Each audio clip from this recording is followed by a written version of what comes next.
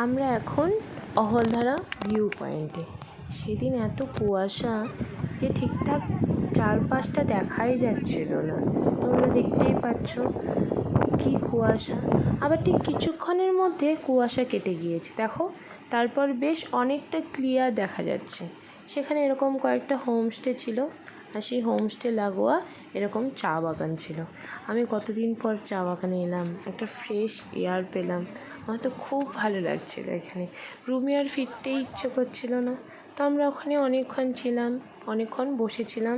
আর এত জোরে জোরে হাওয়া হচ্ছিল, হাওয়ায় বেশ ঠান্ডাও লেগে গিয়েছিল। তারপরে দুজনে একটু চা খেয়ে নিলাম।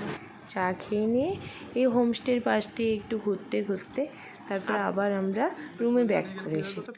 এই হোমস্টেগুলো আমাদের খুব ভালো লেগেছে, তাই আমরা ভেবেছি এই যে আমি যে ভিডিও করছি সেই ভিডিওর মধ্যে তো নাম্বারগুলো সেভ হচ্ছে, পরের বার যখন আসবো ওখানে ফোন করেই ওখানেই থাকবো আমরা। পথে ফেরার পথে একটা লোকাল মার্কেট পেয়েছি, সেখানে একটু ঢুকেছিলাম। আমাদের একটু টুকটাক বাজার করার ছিল, সেই বাজারগুলো করে নিলাম। করে নিয়ে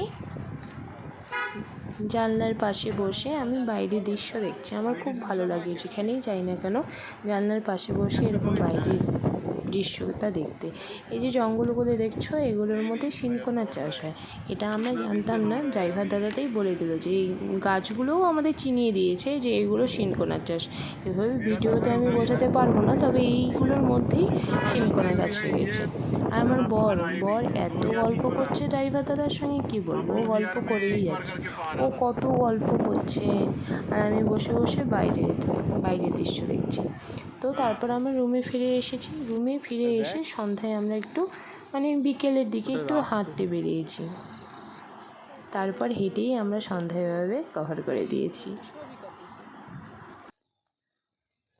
তো বলতেছে মামুন দি